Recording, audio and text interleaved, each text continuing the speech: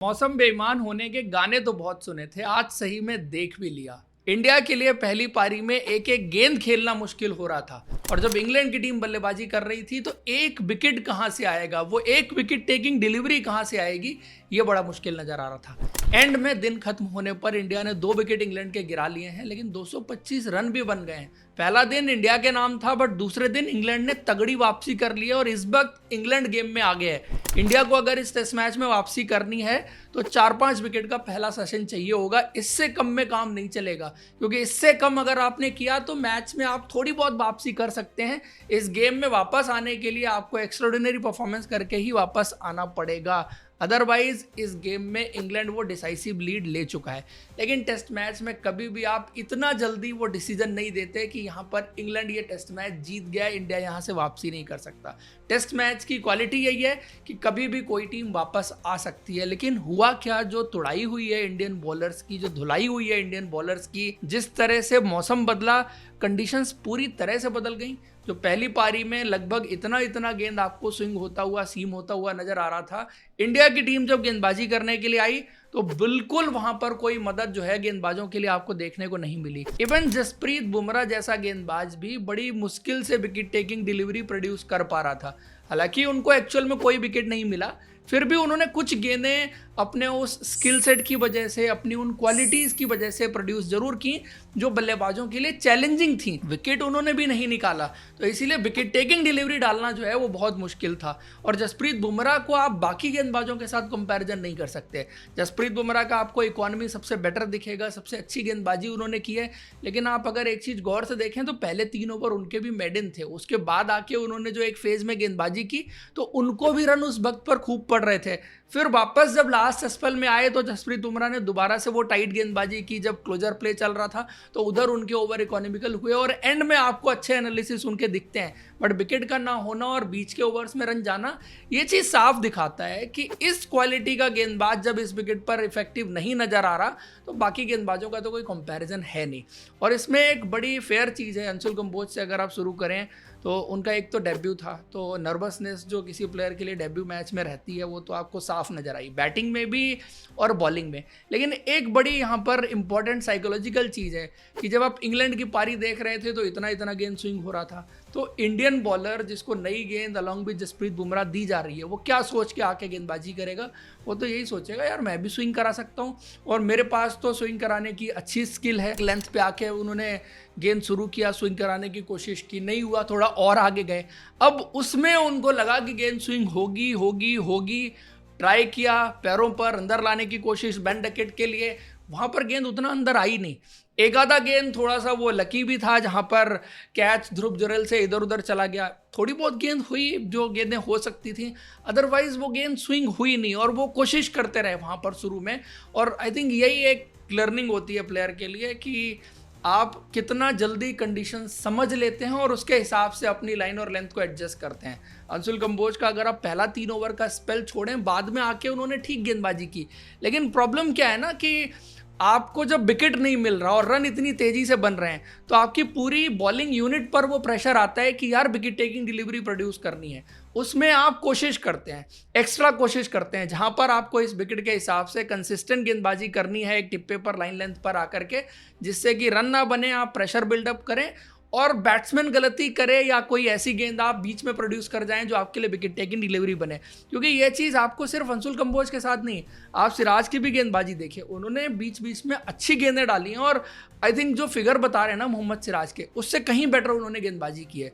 ये जितने भी चौके इंडियन बॉलर्स को लगे हैं वो सब उस कोशिश में लगे जहां पर आपने गेंद आगे पुश की, वो स्विंग की तलाश में, वो मूवमेंट की तलाश में, यार कुछ तो हो गेंद में। क्योंकि जब आप आके एक जगह पर फेंक रहे थे गुड लेंथ पर, वहां से कुछ नहीं हो रहा था, ना वो आपको पेस एंड बाउंस देखने को मिल रहा था, ना वो कैरी देखने को मिल रहा था।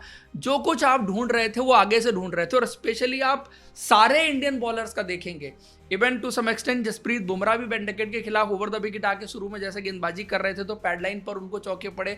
अंशुल कंबोज को भी वो पैड लाइन पर चौके पड़े हैं बेन डकेट के खिलाफ और क्रॉली के खिलाफ भी। सिमिलर आप सिराज के साथ भी देखेंगे और सिमिलर आप शार्दुल के साथ भी देखेंगे।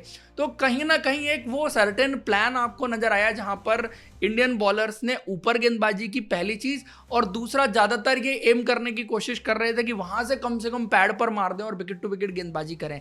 तो ये प्लानिंग उस विकेट के हिसाब से उतनी अच्छी मुझे लगी नहीं।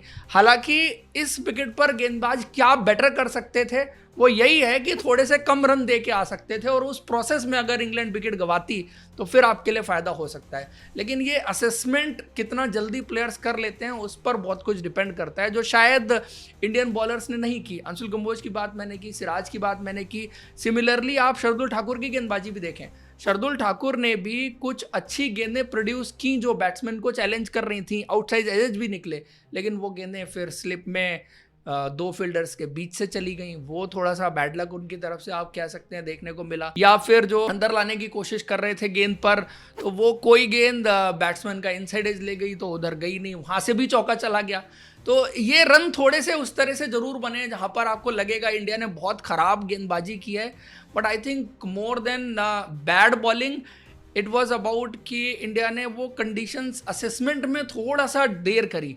अगर इंडिया जल्दी वो कंडीशंस असेसमेंट कर लेती और पेशेंस के साथ खेलती, और पेशेंस के साथ खेलने में एक चीज़ इंपॉर्टेंट हो जाती है कि आपने बोर्ड पे रन कितने लगाए हैं। अगर आपने ज़्यादा रन लगाए होते तो यही टैक्टिक्स के साथ आप बुरी कंडीशन में नहीं होते। आपने अगर 450 रन बनाए होते और इंग्लैंड 225 पे 2 होता, आप कहते हैं कि मैच अभी इवन है। चूंकि आपने 100 रन कम बनाए, जो मैं कल बात कर रहा था कि इस विकेट पर शायद तीसरी पारी चौथी पारी मुश्किल होगी, बट पहले 3 दिन बल्लेबाजी ठीक रहेगी। ये विकेट और सरप्राइज करके गया। कल आपको ना कुछ पैचेस दिख रहे थे कि कुछ ग्रास के पैचेस हैं, कुछ जगह पर ग्रास नहीं है, तो डिफरेंट कलर में विकेट पर पैचेस आपको नजर आ रहे थे। आज आप विकेट देखते स्पेशली तीसरे सेशन में, वो बिल्कुल इवन आउट हो गया। कुछ भी आपको विकेट पर होता हुआ नजर नहीं आ रहा। आगे शायद स्पिनर्स को मदद करे। अब जैसे जडेजा का गेंद घूमा, उन्होंने थोड़ा किया भी उस तरह से गेंदबाजी की, क्योंकि जब जरूरत होती है तो जडेजा फिर गेंद घुमाते हैं, आपको अटैकिंग गेंदबाजी भी करते हैं। वैसे जडेजा को आप डिफेंसिव गेंदबाजी करते हुए देखते हैं, लेकिन आज के दिन पर जडेजा ने आके अच्छी अटैकिंग गेंदबाजी की, विकेट टेकिंग गेंदबाजी की, और इसकी वजह से उनको विकेट मिला भी है। सो वो चीज़ है। लेकिन एक सबसे इंपॉर्टेंट चीज़ है, टैक्टिकल चीज़, जो कप्तान मिस आउट कर गए, और वो थी वाशिंगटन सुंदर को गेंदबाजी कराना। शायद जल्दी गेंदबाजी कराई जा सकती थी। बेन डकेट खेल रहे थे, अच्छे रिदम में खेल रहे थे, और उनके खिलाफ आप वाशिंगटन सुंदर को लेके आते और पार्टनरशिप टूटती तो इंडिया के लिए बेटर हो सकता था। ये तो कप्तान का भी है ना। एक पिछला मैच था जहां पर फास्ट बॉलर को गेंदबाजी करानी थी, हेडिंगले वाला टेस्ट मैच, वहां पर रविंद्र जडेजा को जल्दी गेंदबाजी करा दी और ज़्यादा गेंदबाजी करा दी जब फास्ट बॉलर के लिए गेंद मूव कर रही थी। आज स्पिनर के लिए कंडीशंस जल्दी बन गई थी। इवन आपने पहली पारी में भी देखा कि डॉसन ने आके जल्दी विकेट निकाला था जयसवाल का। तो स्पिनर्स के लिए यहाँ पर थोड़ी सी मदद रही है, रही तो फास्ट बॉलर के लिए भी है, बट इंडिया की पारी में फास्ट बॉलर के लिए मदद नहीं थी, बट स्पिनर के लिए स्टिल वो थी। तो ऐसे में जो आप देख रहे हैं ना, 10 ओवर सिराज ने किए, 10 ओवर अंशुल ने किए, 12 ओवर बुमराह ने किए, इन फास्ट बॉलर्स के ओवर थोड़े से कम हो सकते थे। इसमें वाशिंगटन सुंदर के 5-7-10 ओवर ऐड हो सकते थे, जो शायद आपको कंट्रोल भी देते और माइट भी विकेट भी निकाल के दे सकते थे, बट वो चीज़ ट्राई नहीं करेगी। ये टैक्टिकल मिस्टेक कप्तान की तरफ से देखने को मिली। इसी में अब वही चीज़ वापस आ जाती है कि इंडिया ने स्कोर कितना किया। इंडिया की टीम की तरफ से जो चीज़ मिसिंग थी ना, वो वही सेंचुरी थी। अगर किसी बल्लेबाज की सेंचुरी बनी होती तो इंडिया 450 जरूर करती, बट फिर भी आपको तारीफ तो ऋषभ पंत की करनी पड़ेगी, जिस बहादुरी के साथ, जिस जज्बे के साथ वो मैदान पे उतरे। और ये टीम के मोराल को लिफ्ट करने वाला तो है, ऑब्वियसली इंस्पायर करता है देखने वालों को भी, खेलने वालों को भी, सबको करता है। और आके उन्होंने जिस तरह से बल्लेबाजी की, ये प्लेयर अलग मिट्टी का बना है, ये तो आपने देखा ही है पास्ट में भी, चाहे क्रिकेट के फील्ड की बात हो, चाहे इवन उनके एक्सीडेंट के बाद से वापसी और ऑफ द फील्ड चीज़ें हों, वो सब चीज़ें आपने ज़रूर देखी हैं। बट अल्टीमेटली बात यही थी कि ऋषभ पंत का वो एफर्ट काफ़ी नहीं था। आपको बाकी बल्लेबाजों से भी थोड़े रन चाहिए थे। अगेन वाशिंगटन सुंदर की बात आ जाती है। अब एज ए ऑलराउंडर खेल रहे हैं, बल्लेबाजी में उन्होंने उतना स्कोर किया नहीं, और गेंदबाजी में कप्तान उनको गेंदबाजी नहीं करा रहा जब उनको चाहिए था गेंदबाजी करने के लिए।